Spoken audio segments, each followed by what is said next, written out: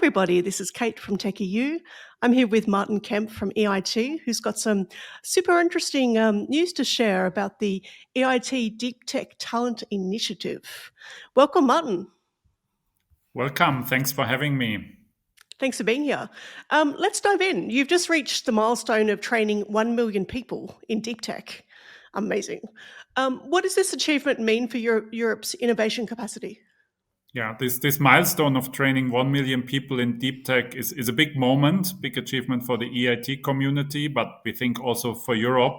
This is happening under the umbrella of the new European innovation agenda of the European Commission that focused on strengthening Europe's innovation ecosystem and developing more breakthrough technologies. So in Europe, we will have more innovation. And for us, it means that we delivered on our promise that we made in 2022 that we would train 1 million talents, which was met with some skepticism at the time, if that's feasible. But we did it. So really proud we could make this contribution. And of course, we hope this will translate into a more competitive Europe and the leadership of Europe in key technologies. Fantastic. I mean, this is something that I think comes up a lot in the last few months, also for us in our work. This idea that Europe's innovation policies focus on things like sovereignty, strategic autonomy. How does building a skilled workforce contribute to these goals? Yeah, I mean, in very short, no education, no innovation, right? So, Yeah. I mean, very concretely, we brought together over 600 partners that now offering 200 courses, different type of trainings in areas like AI, robotics, quantum computing, cybersecurity, biotech. And we think skilled workforce, so talents that know the new technologies, deep tech technologies, will be central for Europe to achieve goals such as strategic autonomy and to remain competitive. Because it simply ensures that in Europe we can develop and control these critical technologies independently from other parts of the world. And we know that EU member states make tremendous efforts to train tech talents, but initiatives such as this EIT Deep Tech Talent Initiative, which happen at the EU level, can complement those efforts and especially accelerate the training of talents and help also to equip Europe's universities, industry, research center companies with the talent that can then lead innovations further down the road. Oh, for sure. Fantastic. And I know we talk a lot about things like skill shortages, but interestingly, you focused on both upskilling and reskilling professionals. Why is this dual approach important for Europe's workplace? Yeah, because the speed of technological development is simply accelerating continuously. And that creates major challenges, of course, because you have to stay up to date with new technologies, but it also creates major opportunities. So we feel the upskilling is essential for anyone, any student, any professional, not just starting their career, but continuously learning new skills, because the demand of industry also changes constantly accordingly. But reskilling is equally important because it's simply unrealistic today to say you make a career with a skill set that you once learn or Mm, acquire, whether at university or elsewhere. So many of those skills may not be anymore that relevant, and many professionals need to shift into new roles as the job market, labor market is evolving. So it is a huge challenge. That's just the part of today's life and work life and industry situation. But as I said, it also creates opportunities because it can create new opportunities for jobs and go into new areas, which also keeps it, of course, interesting for the mm. individual if you're not with the same job, with the same skills all your career. Yeah, it's exciting. It's great to have those opportunities. And I know that there's some real kind of interesting cohort of, I guess you call them the pledges, the providers and institutions involved. We've got companies like TU Delft, Set University, Tech Labs Rotterdam. Are there any, maybe some, have you got any sort of standout stories that sort of highlight some of the real world impact here? Yeah, I mean, the diversity of those who pledged and joined the initiative is really amazing. Mm. I just come from this Ukrainian roundtable, so maybe I give you an example that resonates or fits with that. So the SET University from Ukraine, they develop advanced, high quality cybersecurity programs. And during our annual event, so one of the events that are part of this initiative called the Deep Tech Skills Days last year, they connected with a pledger from Italy called Your Science Edu. And in that exchange, they realized actually that there is a clear gap in cybersecurity training in Italy. And rather than just, exchanging ideas over the coffee, they actually turned that connection into a joint program that is training cybersecurity professionals in Italy with the help of what was developed in Ukraine. So it's maybe not the intuitive link, but the other way around. But not only do they develop a top-notch program on cybersecurity together, but they also help to better integrate the Ukrainian university into Europe's innovation ecosystem. So these type of stories really inspiring and motivating to keep Mm. initiatives like this going and growing. Yeah, it's a huge boost for both countries. Absolutely. And I mean, Europe's a big place, right? One thing I think I'm always sort of curious with things like this is how do you ensure equitable access to deep tech training across maybe regions that maybe traditionally have been underrepresented or indeed demographics? Yeah, that's a good point because you risk that such type of initiatives bring together the organization from the innovation leaders and they do more good things together, but you don't necessarily get the full diversity and those which are underrepresented to join. EIT has recognized this way before this initiative. So we have the regional innovation scheme was actually introduced already back in 2014 to pay special attention of countries, participants, universities, research organizations, businesses from countries with more moderate innovation capacity. And this, of course, we imported also into the Deep Tech Talent Initiative.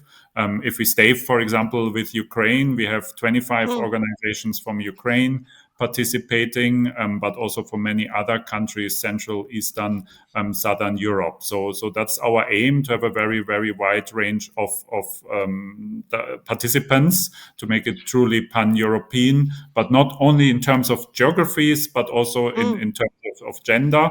So, for example, we have a program called EIT Girls Go Circular, which we integrated into the Deep Tech Talent Initiative, and it helps to introduce young women, young girls at school age into STEM subjects, into digital skill set, so they can become part of the innovation ecosystem and become future innovators and entrepreneurs. So this is really, really important for us. Mm. Absolutely. It sounds like a fantastic initiative to drive that forward. But as I guess I alluded to earlier, we know there's a skills or a talent gap in a lot of companies that they're looking for. They're looking for skilled professionals and they can't find them, whether that's locally or it's looking elsewhere. Um, how are you working in? I guess what I'm trying to say is how's the initiative addressing the talent gap when it comes to these kind of things, like you've mentioned, quantum, cybersecurity, AI. These are big areas that evolve rapidly. Yeah, absolutely. This is very, very central. This is very at the Mm. very heart of the initiative to find and train workers in these areas. I think what makes it so relevant is that it's not top down to say, okay, these Mm. courses we offer, but it's demand driven. So it's the companies, the different partners in the initiative, which say, okay, we have a talent gap in AI, in quantum, in cybersecurity, in other areas, and then we find and mobilize and improve courses that exist to address this need and do this very, very closely with the business, with the industry. This comes on top of other initiatives that the EIT has. For example, we also have academies in areas such as battery or solar Mm. energy, exactly because there is a strong demand for talents in this field.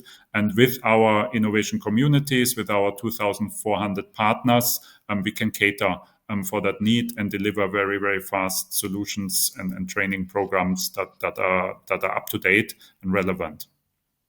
Mm. Absolutely. And the European Commission has the European Innovation Agenda. How does this initiative align with that? It's actually part of it. So this is the Mm-hmm. whole origin of the Mm, initiative. And then Commissioner Gabriel at the time said we need to do another push. We do need to do more in Europe to increase our innovation capacity. The EIT said we can best contribute on top of our other activities. So the different societal challenges that we already cover through our innovation communities, we can make an extra effort, an extra contribution in the skills, in the talent field.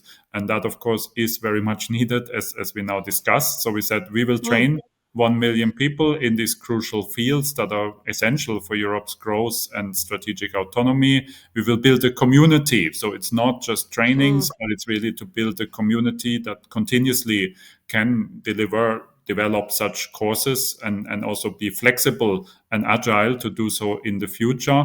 And we will do so in an inclusive way, so including underrepresented regions, groups. So this was the package that we offered. This was part of the new European Innovation Agenda mm. communication. And then we got going and delivered on it.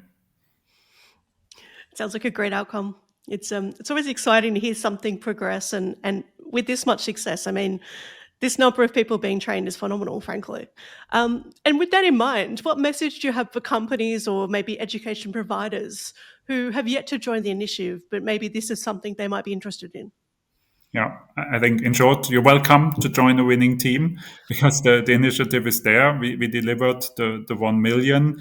And of course, it stays open. So by becoming a pledger, you will be part of this now quite strong community of pledgers that delivers deep tech trainings, that develops them, that grows them. So it's a unique opportunity for those who are in the business of providing such training, but of course also for the companies who want to share their needs, Mm, who want to access those talents or those skills programs. So we feel it's a unique opportunity.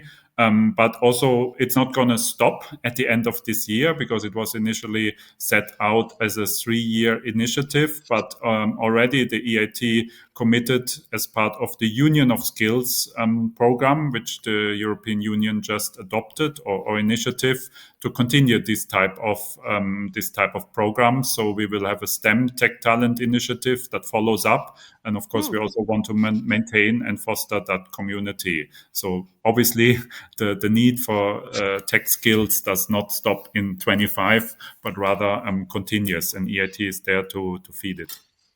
Amazing. Thank you so much for your time, Martin. It's been great to talk to you. And honestly, I look forward to learning more about this and the progress as it evolves. This is an exciting initiative for Europe, particularly for those underrepresented countries and populations, and indeed companies that need great tech talent to move forward with their opportunities. Thanks for your time. Thank you. Thank you for giving me the opportunity, Kate, and look forward to hear more or tell more about the Deep Tech Talent Initiative. Absolutely. Ciao. That'd be great. Thank you so much.